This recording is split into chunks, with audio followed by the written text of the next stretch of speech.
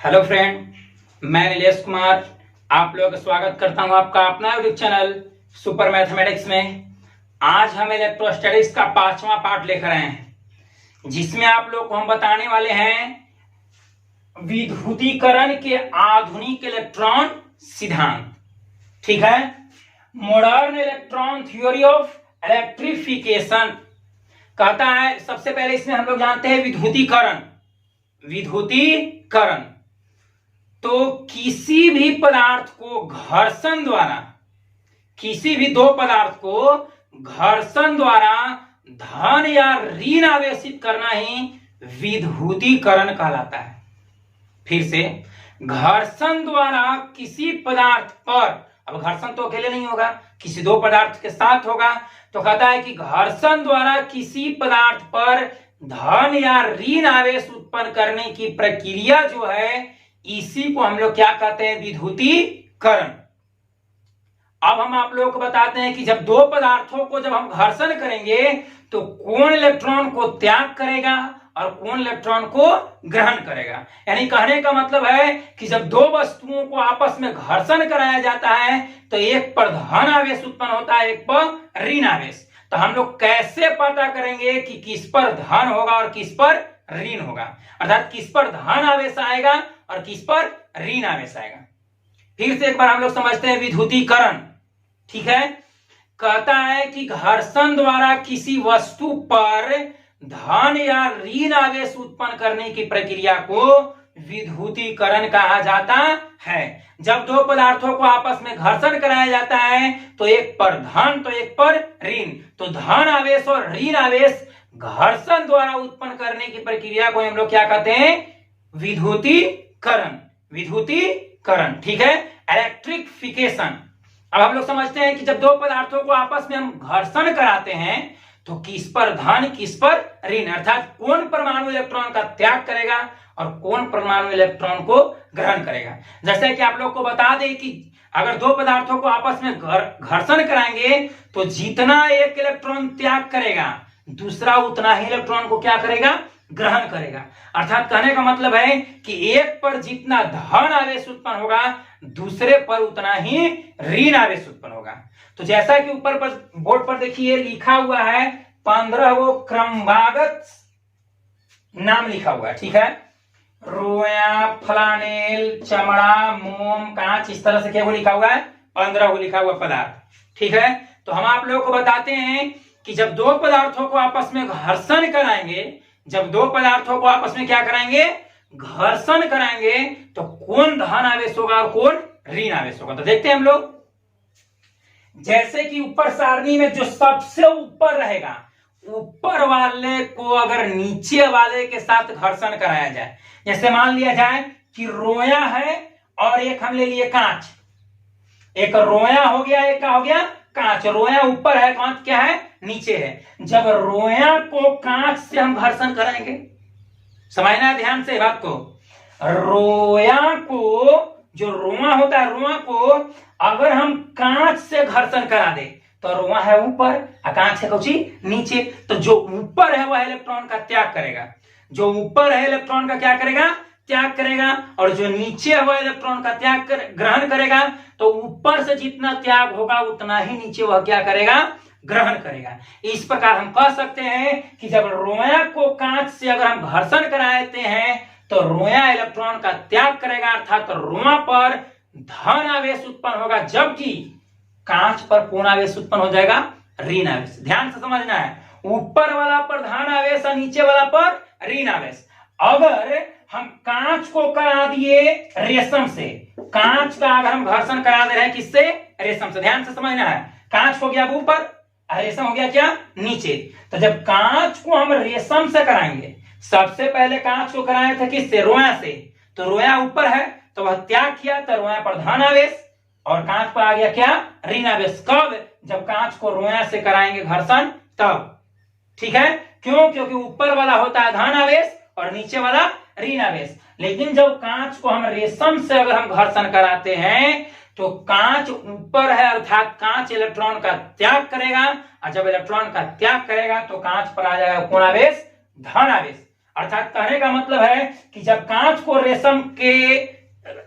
को जब रेशम से घर्षण कराया जाता है तो कांच इलेक्ट्रॉन को त्याग करने के कारण, मतलब कांच इलेक्ट्रॉन का त्याग करता है, जिसके कारण कांच धन आवेशित हो जाता है, जबकि रेशम जो है इलेक्ट्रॉन को ग्रहण करता है, जिसके कारण रेशम क्या हो जाता है, ऋण आवेशित।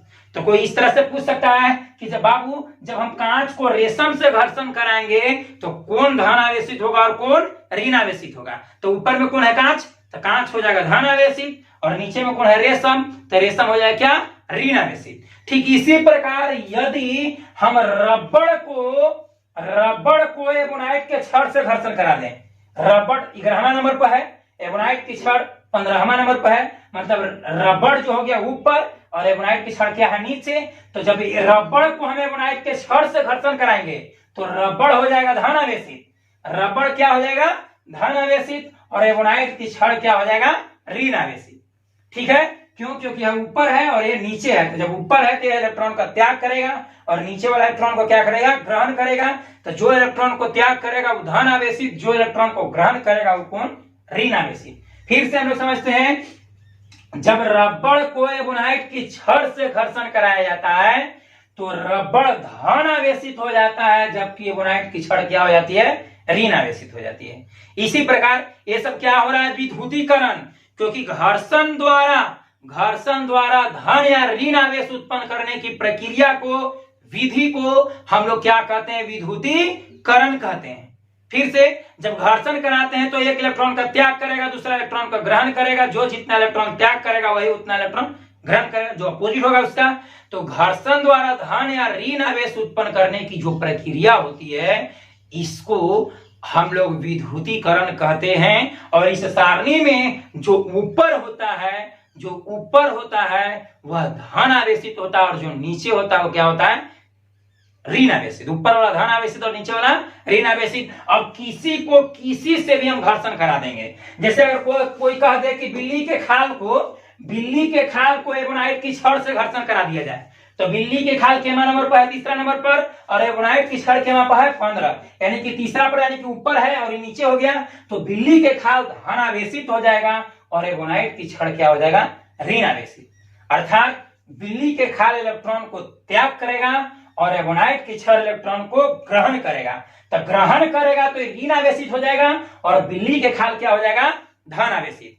ठीक है, या फिर मान लिया जाए कि अगर हम कांच को मोम से घर्षण करा दे, कांच को किससे घर्षण करा दे, मोम से। तो मोम है ऊपर, चौथा पर या पांचवा पर, तो मोम हो जाएगा धन आवेशित और कांच हो जाएगा कुछ ऋण आवेशित। आशा करते हैं कि आप लोग के समझ में आ रहा होगा। घर्षण द्वारा धन या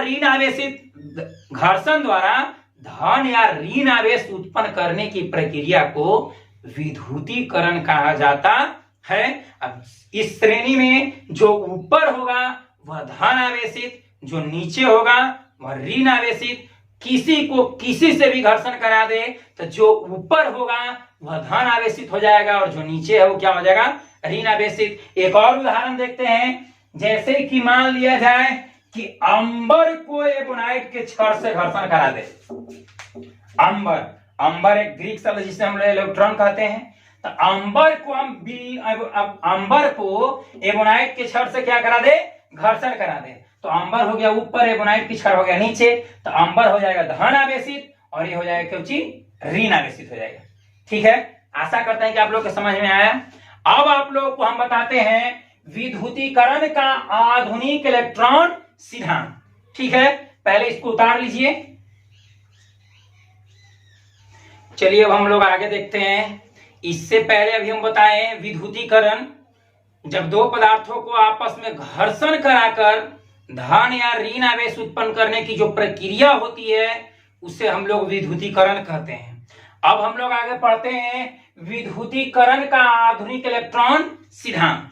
तो जैसा कि आप लोग को बता दें कि कोई भी परमाणु उदासीन होता है, कोई भी परमाणु सामान्यतः क्या होता है, उदासीन होता है। क्यों? क्योंकि किसी भी परमाणु में इलेक्ट्रॉन और प्रोटॉन की संख्या समान होती है और हम जानते हैं कि इलेक्ट्रॉन और प्रोटॉन एक दूसरे के विपरीत, अर्थात एक प्लस तो एक माइनस। और जितना इलेक्ट्रॉन उतने प्रोटॉन, अर्थात जितना इलेक्ट्रॉन का आवेश उतना ही प्रोटॉन का आवेश। अगर दोनों को जोड़ दें तो प्लस माइनस कट जाएगा, अर्थात क्या बचेगा, शून्य। अर्थात कोई भी परमाणु क्या होता है, उदासीन होता है। और परमाणु का आकार लगभग क्या होता है, गोलीय। और जैसा कि आप लोगों को बता दें कि किसी भी परमाणु का जो केंद्रीय भाग होता है, बीच वाला भाग होता है, उसे हम लोग क्या कहते हैं, नाभिक कहते हैं। इसे देखिए, परमाणु लगभग क्या होता है, गोल, और परमाणु का जो केंद्रीय भाग होता है, जो बीच वाला भाग होता है, उसे हम लोग क्या कहते हैं, नाभिक कहते हैं। एक किसके अनुसार है, विद्युतीकरण का आधुनिक इलेक्ट्रॉन सिद्धांत।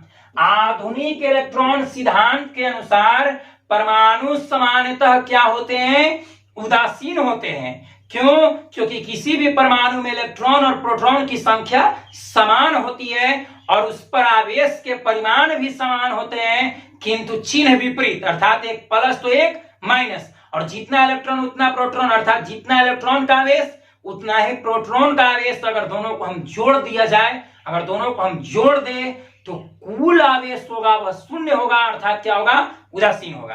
तो परमाणु सामान्यतः क्या होती है, उदासीन होती है। और परमाणु जो है वह लगभग गोलीय, पूर्ण रूप से गोल नहीं है, लगभग क्या होता है, गोल होता है। और परमाणु के आधुनिक के इलेक्ट्रॉन सिद्धांत के अनुसार ही परमाणु लगभग क्या होते हैं, गोल होते हैं। और परमाणु के केंद्रीय भाग को क्या कहते हैं, नाभिक कहते हैं। किसी भी परमाणु के केंद्रीय भाग को क्या कहते हैं, नाभिक कहते हैं। और परमाणु के नाभिक में दो मौलिक कण होते हैं। कौन कौन, प्रोटॉन और न्यूट्रॉन। तो प्रोटॉन होता है धन आवेशित और न्यूट्रॉन क्या होता है, उदासीन। प्रोटॉन पर धन आवेश और न्यूट्रॉन पर कोई आवेश नहीं, अर्थात क्या, उदासीन। अर्थात परमाणु के नाभिक में धन आवेशित कण प्रोटॉन और उदासीन मौलिक कण क्या होते हैं, न्यूट्रॉन होते हैं। प्रोटॉन के उपस्थिति के कारण किसी भी परमाणु का नाभिक जो है वह धन आवेशित होता है। अगर आप लोगों से कोई पूछ दे कि किसी भी परमाणु के नाभिक में कितने मौलिक कण होते हैं, दो। किसी भी परमाणु के नाभिक में कितने मौलिक कण होते हैं, दो। कौन कौन, प्रोटॉन और न्यूट्रॉन। प्रोटॉन कैसा कण है, धन आवेशित। न्यूट्रॉन कैसा है, उदासीन है। परमाणु का जो नाभिक है वह धन आवेशित है या ऋण आवेशित, तो परमाणु का नाभिक धन आवेशित होता है। किसके उपस्थिति के कारण, प्रोटॉन के उपस्थिति के कारण। और किसी भी परमाणु के केंद्रीय भाग को क्या कहते हैं, नाभिक। नाभिक में दो मौलिक कण प्रोटॉन और न्यूट्रॉन। प्रोटॉन होगा धन आवेशित और न्यूट्रॉन होता है उदासीन, अर्थात उस पर कोई चार्ज नहीं होता है। और परमाणु के चारों तरफ है जिस वृत्ताकार पथ पर इलेक्ट्रॉन गति करते हैं, परमाणु के मतलब जो कक्षा होता है, कहने का मतलब है कि परमाणु के जो चारों तरफ जो वृत्ताकार जो पथ होता है उसे हम लोग क्या कहते हैं, कक्षा कहते हैं। जिस पर इलेक्ट्रॉन क्या करते हैं, गमन करते हैं, भ्रमण करते हैं, गति करते हैं। और इलेक्ट्रॉन एक ऋण आवेशित कण है। इलेक्ट्रॉन ऋण आवेशित कण, प्रोटॉन धन आवेशित कण और न्यूट्रॉन उदासीन होता है। और किसी भी परमाणु के नाभिक में कितने मौलिक कण, दो, प्रोटॉन और न्यूट्रॉन। और किसी परमाणु का नाभिक क्या होता है, धन आवेशित या ऋण आवेशित, धन आवेशित।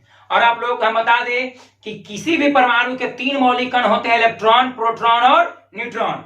तो इलेक्ट्रॉन किसी भी परमाणु के बाह्यतम कक्षा में गति करेगा और प्रोटॉन और न्यूट्रॉन जो कि इलेक्ट्रॉन से भारी होता है, इस मतलब इलेक्ट्रॉन हल्का है, हौला है, ठीक है। और प्रोटॉन और न्यूट्रॉन क्या होता है, भारी होता है। और जो प्रोटॉन और न्यूट्रॉन है किसी परमाणु के नाभिक में अस्थायी है, यह गति नहीं करता है। गति कौन करता है, इलेक्ट्रॉन। क्यों? क्योंकि वह प्रोटॉन और न्यूट्रॉन की अपेक्षा बहुत क्या होता है, वो हौला होता है, हल्का होता है, ठीक है। हल्का होने के कारण ही जो इलेक्ट्रॉन होता है यह परमाणु के वृत्ताकार पथ, अर्धवृत्ताकार जो पथ होता है उस पर वह क्या करता है, गति करता है। दीर्घ वृत्ताकार पथ पर क्या करता है, गति करता है। उस पथ को हम लोग क्या कहते हैं, कक्षा कहते हैं। कक्षा परमाणु के बाह्यतम कक्षा में गति करेगा और परमाणु के मध्य में कौन कौन प्रोटॉन और क्या होते हैं, न्यूट्रॉन होते हैं। प्रोटॉन धन आवेशित और न्यूट्रॉन क्या होते हैं, उदासीन होते हैं। और हम आप लोग बता दें किसी परमाणु का अभी अभी बताए कि मौलिक कण कितने, 3। मौलिक कण कितने होते हैं, 3 होते हैं, प्रोटॉन, न्यूट्रॉन और इलेक्ट्रॉन। तो देखते हैं हम लोग इलेक्ट्रॉन का खोज, तो इस सबका खोजकर्ता को हम लोग ऐसे भी याद कर सकते हैं, द्विगोपचन। द्विगोपचन, इलेक्ट्रॉन, प्रोटॉन और न्यूट्रॉन का खोज किसने किया, उसको याद करने का ट्रिक है द्विगोपचन, द्विगोपचन। तो इसमें देखते हैं TH, तो TH से थॉमसन, TH से यानी कि थॉमसन। तो इलेक्ट्रॉन का खोज कौन किए, जे थॉमसन। इलेक्ट्रॉन का खोज कौन किए, जे थॉमसन। और गोप, तो गोप में P से प्रोटॉन हो गया और जियो से गोल्ड, जियो से गोल्ड। तो गोल्डस्टीन, प्रोटॉन का खोज कौन किए, गोल्डस्टीन। और चन मतलब CH से हो गया चैडविक, चैडविक। और N से हो गया क्या, न्यूट्रॉन। तो न्यूट्रॉन का खोज कौन किए, चैडविक। फिर से इसको समझते हैं, इलेक्ट्रॉन, प्रोटॉन और न्यूट्रॉन के खोजकर्ता को आसानी से समझने के लिए एक ट्रिक है जिसका नाम है द्विगोपचन, द्विगोपचन। तो द्विगोपचन में THE, तो ई से हो गया इलेक्ट्रॉन। तो इलेक्ट्रॉन का खोज किए कौन, जे थॉमसन, THE यानी कि जे थॉमसन। इलेक्ट्रॉन का खोज कौन किए, जे थॉमसन। और P से हो गया प्रोटॉन, और प्रोटॉन का खोज कौन किए, गोल्डस्टीन, गोल्डस्टीन। और चन यानी कि इसमें न है, लास्ट में न है, तो न हो गया न्यूट्रॉन। और न्यूट्रॉन का खोज कौन किए, James Chadwick, James Chadwick. Electron का खोज थॉमसन, प्रोटॉन का खोज गोल्डस्टीन और न्यूट्रॉन का खोज चैडविक, जेम्स चैडविक। इसे ऐसे भी याद कर सकते हैं, ठीक है, ईट पग नाच, ईट पग नाच। ई से हो गया इलेक्ट्रॉन, इलेक्ट्रॉन का खोज किए जे थॉमसन या टॉमसन। ई से इलेक्ट्रॉन और ट से टॉमसन या थॉमसन, तो इलेक्ट्रॉन का खोज किए जे थॉमसन। प से प्रोटॉन और ग से गोल्ड स्ट्रीम, गोल्ड स्ट्रीम, ठीक है। और ना से हो गया न्यूट्रॉन और छ से क्या, चैडविक। तो जो न्यूट्रॉन का खोज किए थे जेम्स चैडविक, इलेक्ट्रॉन का जे थॉमसन, प्रोटॉन का गोल्ड स्ट्रीम और न्यूट्रॉन का जेम्स चैडविक। हालांकि आप लोगों को बता दे कि इसे ईट पर नाच भी कर सकते हैं, कारण कि प्रोटॉन का जो खोज जो गोल्ड स्ट्रीम जो किए थे वह अधूरा छोड़ दिए थे, जिसका पूरा पूरा प्रतिपादन कौन किए, रदरफोर्ड। इलेक्ट्रॉन का खोज, सॉरी, प्रोटॉन का खोज गोल्ड स्ट्रीम किए थे 1886 में, जो अधूरा रहा, अर्थात उसके बारे में विस्तृत जानकारी नहीं दे पाए। किंतु उसके प्रोटॉन के बारे में फुल्ली विस्तृत जानकारी कौन दिए, रदरफोर्ड। कब, 1911 ईस्वी में। तो ईट पग नाच में अगर प से प्रोटॉन तो ग से हो गया गोल्ड स्ट्रीम, लेकिन अगर कर दे ईट पर नाच मतलब ईटा पर नाच, कुछ पर नाच, ईटा पर नाच अर्थात ईट पर नाच, तो ई से हो गया इलेक्ट्रॉन, ट से हो गया टॉमसन या थॉमसन, प से हो गया प्रोटॉन और आर से हो गया, र से हो गया रदरफोर्ड और ना से यहाँ पे न से हो जाएगा न्यूट्रॉन और छ से जेम्स चैडविक, ठीक है। और सबका हम लोग जानते हैं कि कब कौन किसको खोज किए, किसका द्रव्यमान कितना होता है और किसका कितना आवेश होता है। देखते हैं हम लोग, सबसे पहले समझते हैं इलेक्ट्रॉन के बारे में। इलेक्ट्रॉन एक ऋण आवेशित मौलिक कण है जो किसी भी परमाणु के बाह्यतम कक्षा में गति करता है। अगर आप लोगों से कोई पूछ दे कि इलेक्ट्रॉन क्या है, तो इलेक्ट्रॉन एक मौलिक कण है।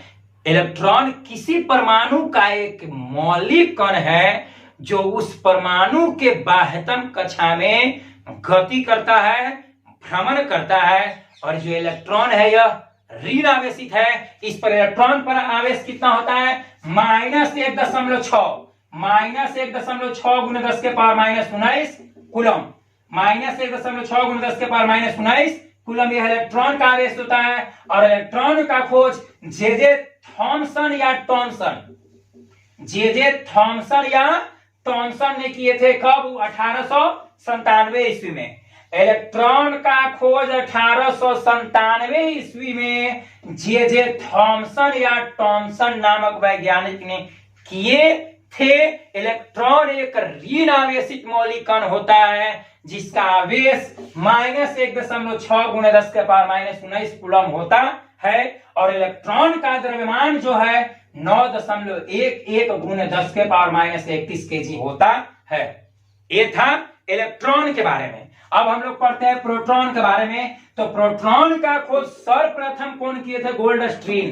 कब? 1886 में। लेकिन इसके जो गोल्ड स्ट्रीम है यह विस्तृत जानकारी न दे पाए, तो इसके बारे में फुल्ली कॉन्सेप्ट देने वाले वैज्ञानिक कौन हैं? रदरफोर्ड। और रदरफोर्ड प्रोटॉन का खोज कब किए? 1911 ईस्वी में। ठीक है, तो ये गोल्ड स्ट्रीम अधूरा छोड़ दिए थे, जिससे पूरा किए कौन? रदरफोर्ड। कब? 1911 ईस्वी में। और प्रोटॉन का खोज गोल्ड स्ट्रीम किए थे 1886 ईस्वी में, जिसे पूरा करने वाला वैज्ञानिक कौन है? रदरफोर्ड। कब किए थे? 1911 ईस्वी में। और प्रोटॉन एक धन आवेशित मौलिक कण है जो परमाणु के नाभिक में स्थित होता है, जिसके उपस्थिति के कारण किसी भी परमाणु का नाभिक धन आवेशित होता है। किसी परमाणु का नाभिक क्या होता है? धन आवेशित। किसके उपस्थिति के कारण? प्रोटॉन के उपस्थिति के कारण। क्यों? क्योंकि किसी भी परमाणु के नाभिक में प्रोटॉन उपस्थित होता है और प्रोटॉन धन आवेशित होता है, जिसके कारण नाभिक भी धन आवेशित हो जाता है। ठीक है, ऐसे किसी परमाणु के केंद्रीय भाग को नाभिक कहते हैं जिसमें दो गो मौलिक कण है, वो प्रोटॉन एवं न्यूट्रॉन। तो न्यूट्रॉन पर तो कोई आवेश नहीं है, आवेश है तो किस पर है? प्रोटॉन पर है। तो प्रोटॉन पर आवेश धन आवेशित होता है, जिसके कारण परमाणु का नाभिक भी क्या होता है? धन आवेशित होता है। तो प्रोटॉन का खोज कौन किए? गोल्ड स्ट्रीम, जो अधूरा छोड़ दिए, जिसे पूरा करने वाले वैज्ञानिक कौन है? रदरफोर्ड है। कब पूरा किए? 1911 ईस्वी में। और जो प्रोटॉन का जो आवेश होता है 1.672 × 10⁻⁻27 केजी। प्रोटॉन का आवेश होता है 1.672 × 10⁻⁻27 केजी। अब उसके बाद आता है न्यूट्रॉन। तो न्यूट्रॉन किसी परमाणु का उदासीन मौलिक कण है जिस पर शून्य आवेश होता है। शून्य आवेश बोले तो वह प्रोटॉन क्या होता है? उदासीन होता है, जो परमाणु के नाभिक में स्थित होता है, जो इलेक्ट्रॉन और प्रोटॉन से भी भारी होता है। यानी कि इलेक्ट्रॉन प्रोटॉन न्यूट्रॉन में सबसे भारी मौलिक कण कौन है? न्यूट्रॉन। और सबसे हल्का कौन है? इलेक्ट्रॉन। इससे भारी प्रोटॉन। इलेक्ट्रॉन से प्रोटॉन 1839 गुना भारी होता है। मतलब मान लिया जाए कि अगर इलेक्ट्रॉन 1 किलो का है तो प्रोटॉन 1839 किलो को होगा, और इलेक्ट्रॉन से न्यूट्रॉन 1847 गुना भारी होता है।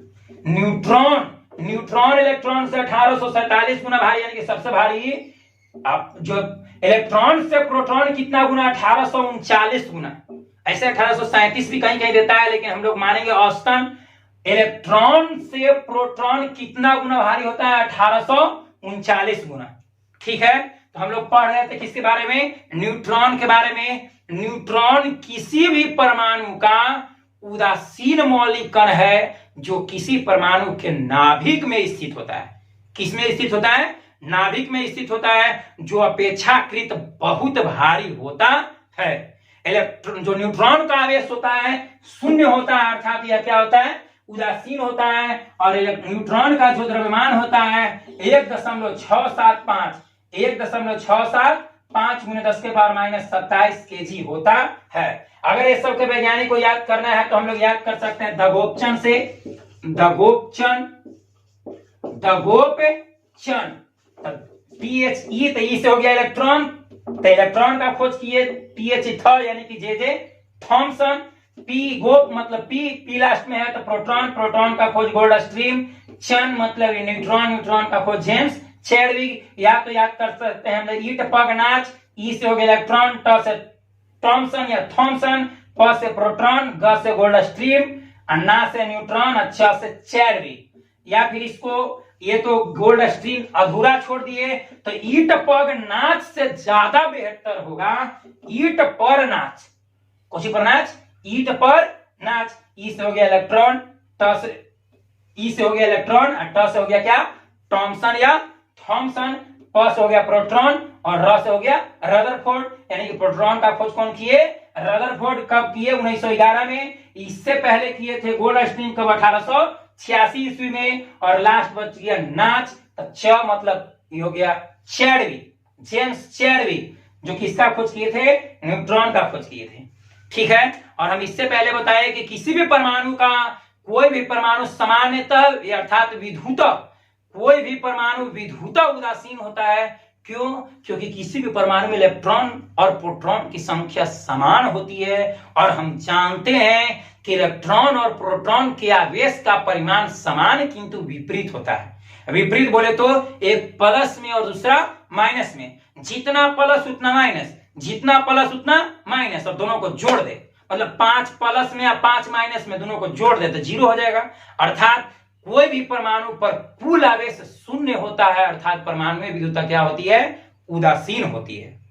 ठीक है। और आप लोगों को बता दें कि अगर कोई भी परमाणु इलेक्ट्रॉन का त्याग करेगा तो इलेक्ट्रॉन की कमी होगा। कोई भी परमाणु इलेक्ट्रॉन का त्याग करेगा तो इलेक्ट्रॉन की कमी होगा, और इलेक्ट्रॉन की कमी धन आवेश को प्रदर्शित करता है। यह पिछले वीडियो में भी हम बता चुके हैं।